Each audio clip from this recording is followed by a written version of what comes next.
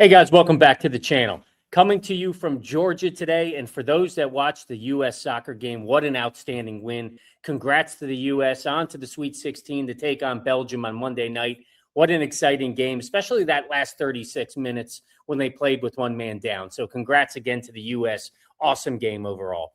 Tonight's video, I want to focus a little bit on the memory sector, because for all of you that have been tracking the semiconductor and the memory sector long enough, you know that this sector overall is notoriously volatile.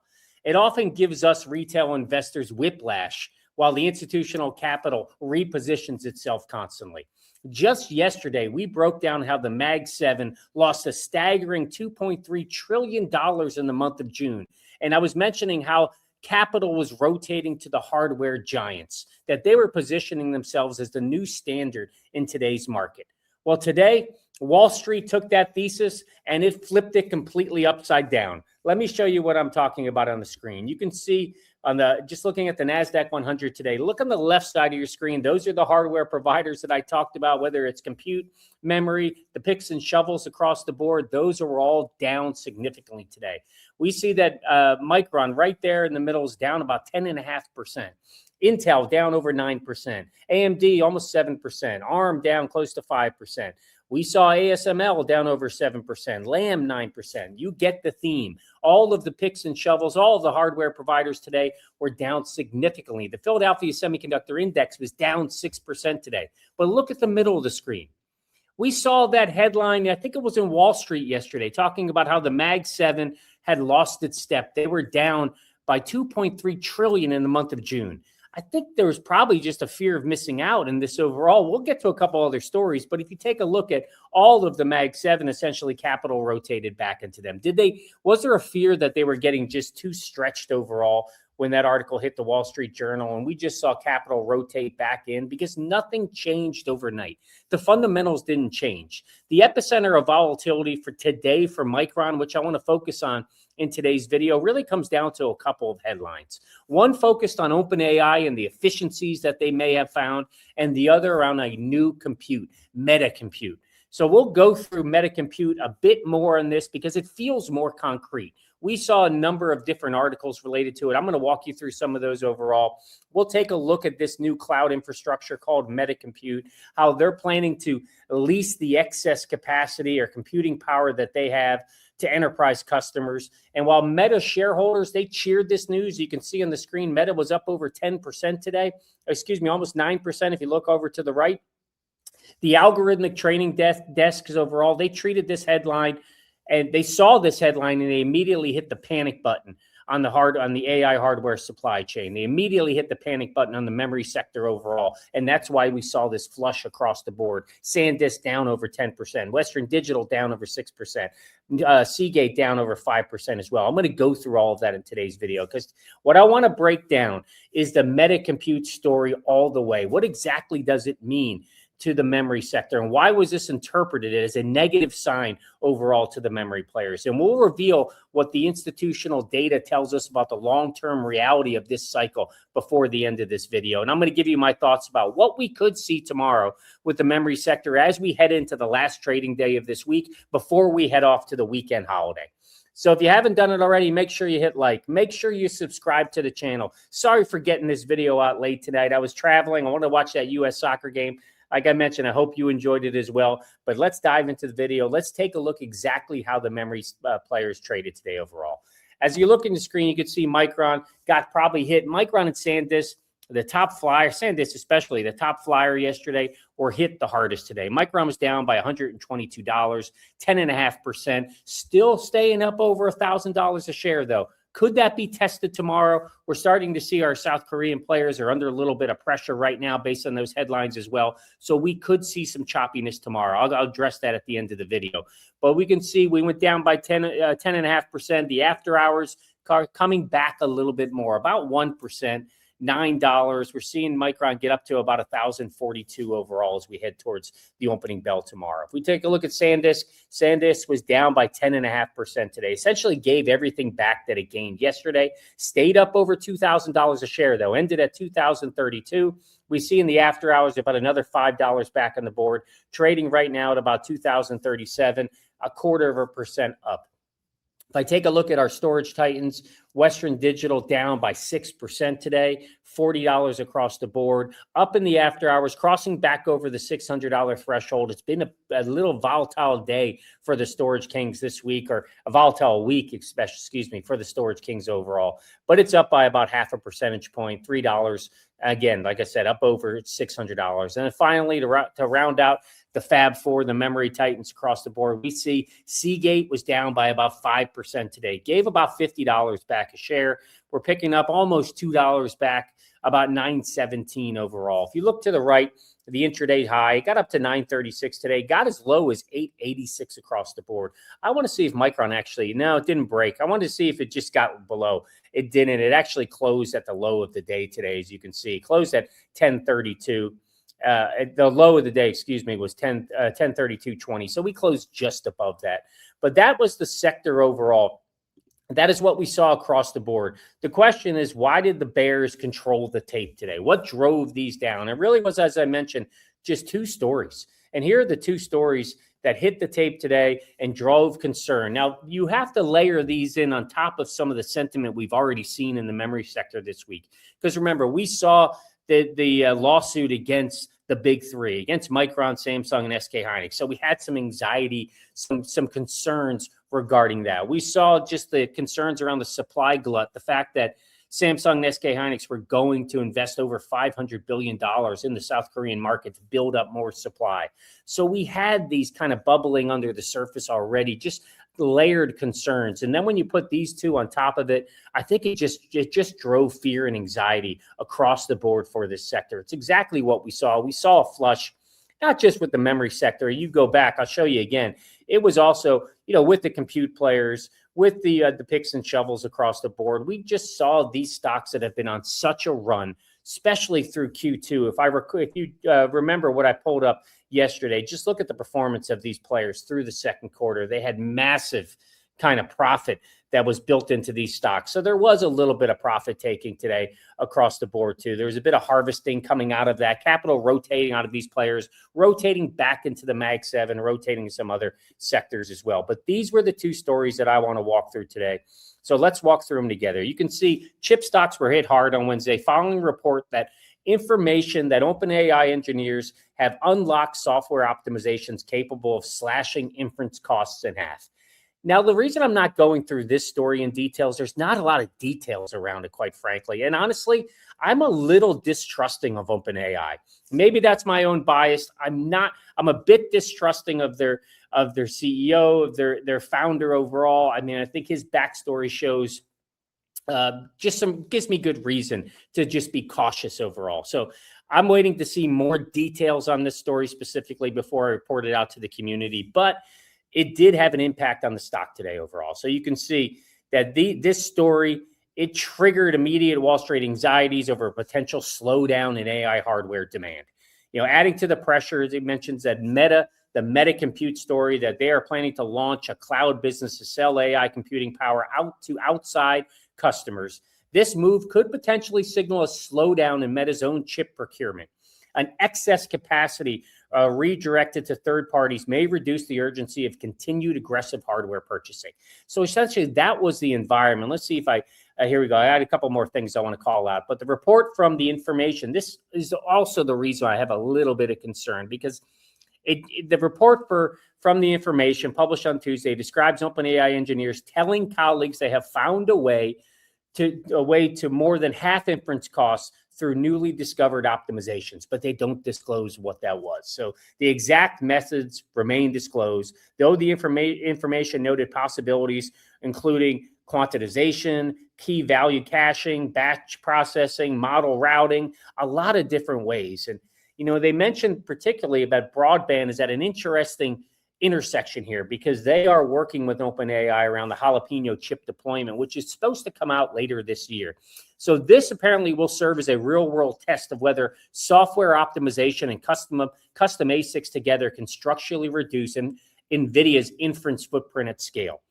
But the bottom line here, as you can see, is chip investors, the key question is whether Wednesday's sell-off reflects a durable reassessment of AI hardware demand or a one-day repricing of tail risk in a sector that until this week seemed impervious to doubt. So those were the articles, the two big pieces that I think drove the overall assessment or kind of the concerns today across the board. The biggest piece, and like I said, I want to focus on was the Meta, because the concern there was that if Meta has spare or excess AI capacity to rent out to the public, it must mean that their internal AI products aren't scaling as fast as anticipated. Wall Street bears screamed that the hyperscalers have drastically overbuilt their data centers, that artificial intelligence demand has peaked, and that the cyclical hardware and memory inventory correction is arriving ahead of schedule. Retail investors took that theme, that narrative from the bears, they swallowed it hook, line, and sinker, and it triggered this massive wave of panic selling that we saw today. But if you look at how the cloud infrastructure is actually built, you realize that this isn't demand destruction. It's a massive technological evolution, And to understand the market's initial reaction and why that is fundamentally flawed, you have to look at the hyperscaler infrastructure, how the hyperscaler infrastructure is deployed, because data center capacity doesn't arrive in smooth incremental updates. It arrives in a massive, indivisible chunks overall. So let me show you an article that I want to walk through today that I also saw from Morningstar. And it says, is Meta giving up on cutting edge AI? Wall Street is divided over potential cloud pivot. And we'll walk through a few of these pieces together, and we just bring you up to scale. It says Meta is reportedly exploring a new avenue of artificial intelligence monetization, raising questions about whether Meta is throwing in the towel on being a leading AI lab or rather capitulating its business ahead. So the shares of Meta jumped 9% on Wednesday. Obviously, investors and the analyst community love this news. They received it very well. Meta obviously declined to comment on the story, but I want to go through some differing opinions for some analysts as well, because D.A. Davidson, which we know on this channel, is very bullish for the memory sector overall. Gil Laurie, also a well-known analyst, they see Meta's reported cloud ambition as a sign that the company is giving up on frontier AI to sell computing power instead. Since the inception of the Meta and Superintelligence Labs last year, the company has released a new Muse Spark model, but has still lagged behind Anthropic and OpenAI. So should Meta reduce its spending to begin to monetize its AI infrastructure, the company, if it could see significant upside to revenue and cash flow, Laurie wrote. So remember that this, in my opinion, is a big kind of a move by the company to free cash flow overall. And we'll get into that piece, but I want to cover this first. It says creating a cloud platform is a rational move for Meta. It continues to raise its AI spending, which this analyst, Colin Sebastian, wrote on Wednesday. Meta plans to devote up to $145 billion towards CapEx this year. Unlike their peers in Amazon and Google, Meta hasn't historically sold computing to third parties, limiting its monetization capabilities and economies of scale. But Meta's decision to sell XF computing capacity should help monetize its sizable AI infrastructure investments and improve free cash flow expectations, which were forecasted to move significantly negative in the coming years. This is a piece here. I haven't heard this before. Maybe you guys have, but Meta was projected to report over $1 billion in negative free cash flow in the second quarter of this year, according to FactSet estimates. So Brent Thrill, we know from Jefferies, he had a bit of a different perspective on it. He said in Wednesday's note, he called the overbilling concerns backward. He's highlighting that demand for computing power continues to outstrip supply. He believes a new cloud business will improve utilization, improve return on invested capital, and boost cash flow for Meta, which will ultimately help them fund more, not less CapEx. So according to industry checks from Jefferies, Meta's current internal infrastructure utilization rate is 65%. Let me say that again. Meta's current internal infrastructure utilization rate is 65%, meaning the remaining 35% of idle capacity gives Meta the additional monetization lever. Why they have this opportunity to sell this excess of compute, because they're not using it overall. They have built it. They know they have built it because they may need it in the future. Right now, it gives them a great opportunity to drive a revenue stream for them, improve the monetization of it, and ultimately help their balance sheet overall for the second half of this year. So Meta is not stepping away from the AI race. It is turning early aggressive capacity commitments into strategic value creation, a strategic value creation option, Thrill said. So those are kind of the counterpoints overall that we saw from the article today. We have to remember that, it does not, what we saw in that article, what the takeaway for me was, at least, is that this doesn't mean that Meta is buying fewer chips or less memory. In fact, it means the exact opposite. And that's the way Brent Thrill from Jefferies sees it as well. By creating this commercial cloud engine, Meta improves its return on invested capital. It generates massive capital flow to fund more long-term CapEx, not less. They're turning an aggressive infrastructure footprint into a commercial toll booth overall. So guys, long-term, a pivot towards commercializing excess compute is an absolute demand accelerator for the memory titans. Think about the physical realities of running a commercial cloud architecture and what it could mean for Micron, SanDisk, Western Digital, and Seagate. Let me pull up this picture I created to walk us through kind of, in my opinion, what I think it ultimately could mean. You can see across the board, it says commercial cloud equals massive memory demand.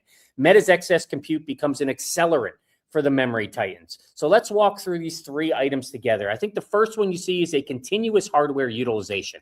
When internal compute capacity is leased out to external enterprises, infrastructure utilization transitions from a lumpy training bursts to a 24/7 continuous operation. The constant workload places a severe wear and tear strain on standard DRAM and enterprise SSDs, accelerating the hardware replacement and upgrade cycle. The second area you can see is the high density memory squeeze. So enterprise customers renting out Meta's cloud infrastructure to host custom LLMs will require rapid retrieval times. This demands massive pools of local, ultra-high bandwidth memory and DDR5 playing directly into Micron's highest margin product lines. And then finally, the massive data deluge over there. So you can see running commercial enterprise applications, it produces an absolute mountain of persistent log inference and compliance data. This accelerates the direct procurement of high-capacity enterprise flash from SanDisk and massive storage hard drives from the pure play titans, the storage kings, Western Digital, and Seagate to manage the cooling tiers of data. The fundamental supply constraint hasn't changed. Just today, KeyBank data, they confirmed that DRAM contract prices rose 3% in June. NAND flash climbed almost 2.5% as well, and the broader supply chain remains completely sold out through the near-term horizon. So as we head into tomorrow, as we get ready for the last day of the week and before we hit the holiday weekend, I want to talk about what my expectations are and what probably we should all expect to see with this sector for our portfolios, because pre-holiday sessions are notorious for thin liquidity, low volume, and highly mechanical price action. So here's exactly how the landscape shakes up for tomorrow's open, in my opinion. I think because we saw a 10% decline in Micron and SanDisk, and because it was driven by mechanical index rotation and a headline panic rather than a operational guidance cut. I expect a early volatile short squeeze attempt in the first hour of trading. Fast money momentum shorts who overextended into today's close will likely look to buy back shares and cover their risk before stepping away for a 3-day weekend. But I don't recommend chasing the frantic morning green rally tomorrow. If we see some green candles, I recommend staying away, because by midday, I believe institutional trading desks will begin thinning out early for the holiday. Once institutional volume dries up, the tape will start to drift. Expect the memory names to consolidate sideways or experience a minor late day profit taking as retail traders de-risk to avoid holding leverage positions over the long weekend. But here's the bottom line for me overall. I think that today's tape felt violent, but we must separate the daily price action from the structural business fundamentals. Wall Street used a smart operational pivot from Meta and that headline noise from OpenAI to paint a false picture of AI demand destruction. Meta isn't waving the white flag on AI. They are building a commercial infrastructure engine to monetize their efficiency. The supply-demand crunch across the memory sector remains entirely unbroken. Price is correcting. The business metrics are not. So manage your position sizing, be defensive in that regard, make sure you protect your capital, filter out the pre-holiday noise, and guys, make sure you always track the signals in the market. Look forward to seeing you in the next one. Hope you had a great night.